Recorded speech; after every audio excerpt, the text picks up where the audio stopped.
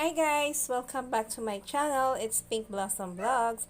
For this day, magluluto lang po ako ng aking version ng chicken fried fillet or breast part po yung ginamit natin. We will be using breast part. And then po, imimix lang po natin yung ating chicken, no? Tsaka po, gagawa po ako ng fried crispy eggplant na pa.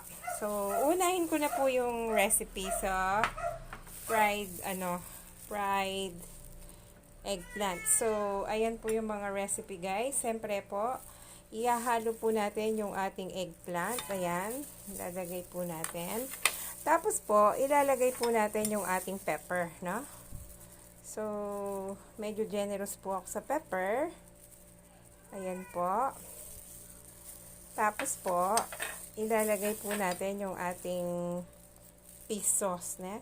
Instead of using iodized salt, we are going to use fish sauce. Ayan po. Maingay po yung aking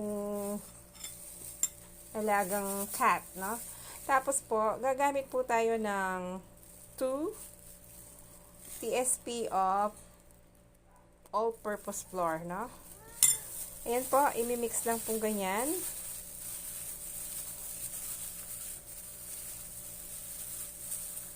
Imimix lang po siya guys.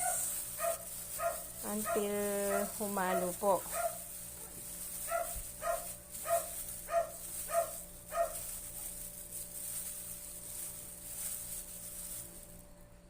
Ayan po guys. Tapos po, gagamit po tayo ng eggs, no? 2 pirasong egg.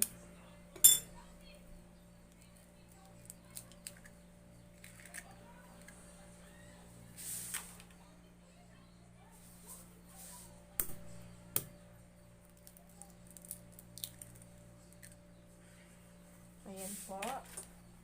Ibibig po natin ng maayos yung egg.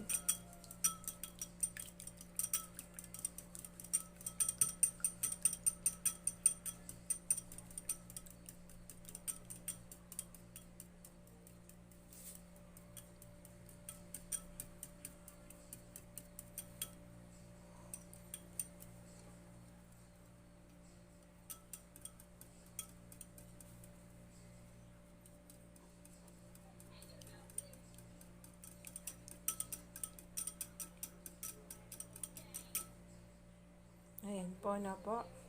Ayan po guys, kapag po na beat na po natin yung egg, i-dip lang po natin isa-isa yung ating eggplant, no? Yan, ganyan lang po kasimple yan. Tapos po, i-roll po natin sa ating breadcrumbs. Yung ating breadcrumbs. Ayan po, no? So, ganyan lang po kasimple, no?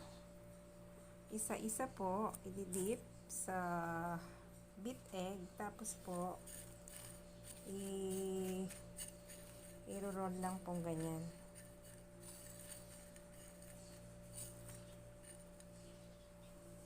Ayan po.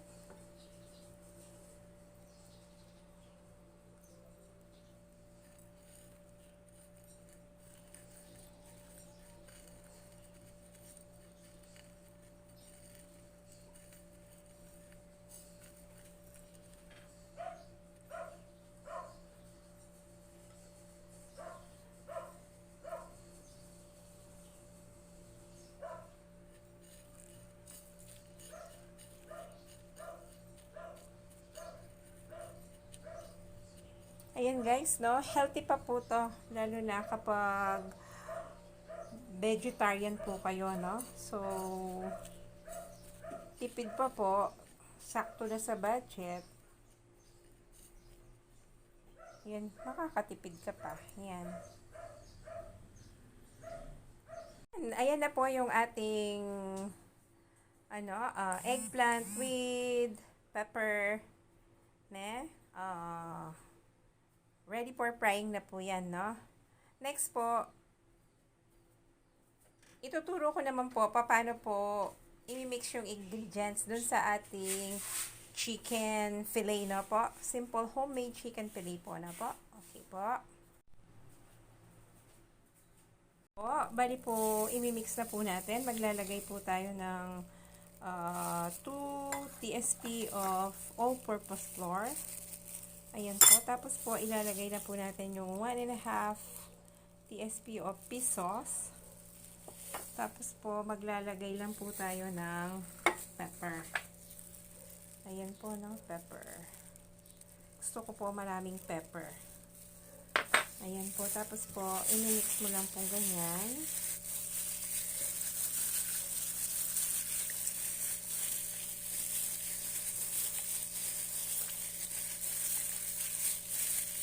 Tapos po, yung natitirang egg kanina, ilalagay po natin.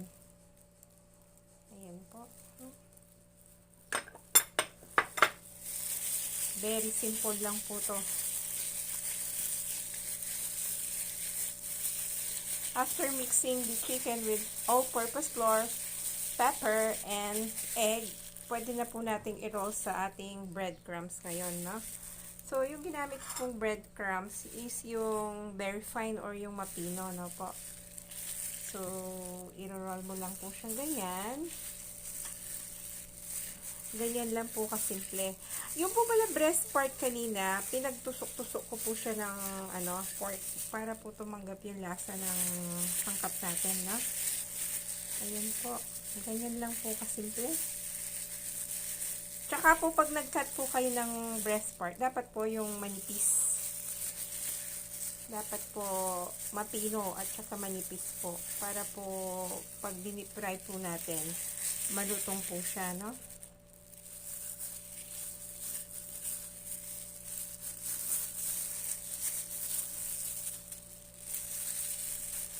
Pwede nyo naman pong kamayin yan. Pero nag-plastic gloves po ako para mamaya po ready for frying na po, no? Sa mga hindi pa po nakakapag-subscribe sa aking channel, please lang po, pakiclick nyo naman po yung notification bell para po updated po kayo sa mga videos na i-upload ko po, no? Tsaka comment down dun sa comment section po natin kung ano yung gusto nyo o i-request nyong lutuin. Basta po kaya pong lutuin. Lulutuin po natin yan, no?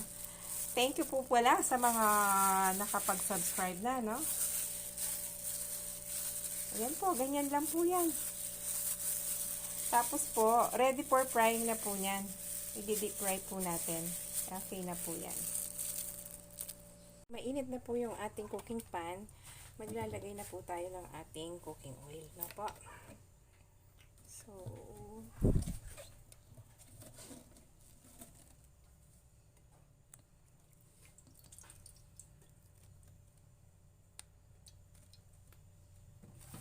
ayan. Tapos, ilalagay na po natin yung ating, pag mainit na po, ilalagay na po natin yung ating eggplant na po. Ayan. Ganyan lang po kasimple. Inuna ko na pong pinry yung eggplant natin. Actually po, kapag yung mga bata, hindi po talaga kumakain ng gulay, pag po tinry nyo pong gawin yan, I'm sure po, kakainin nila kasi po malutong siya mamaya. Ganyan po. Simple lang po, tapos tipid pa po, no, sa ating budget, mga mami. Try po nating pagluto ng ganyan yung ating mga kids, and I'm sure kids will enjoy this crispy eggplant na po. Most of the time po kasi yung mga bata ayaw nila ng gulay, pero we know naman po vegetable is healthy na po. Yan, simple as that. Yan po, ganyan lang po yan. Ayan. Simple as that.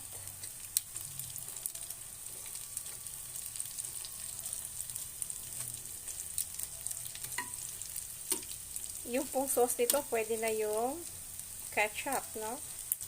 Or soy sauce with calamansi. Choice nyo po yan kung ano yung gusto nyo sausawan.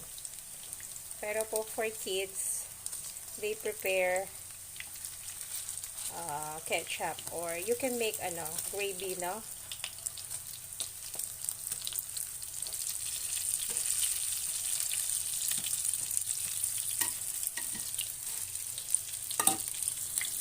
pipirituhin na po natin yung ating chicken fillet po, no?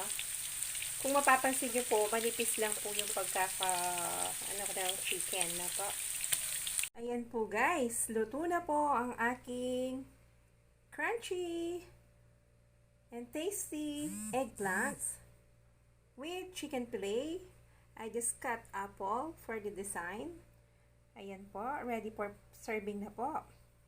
Thank you for watching guys. Have a great day. Until next time, God bless you all.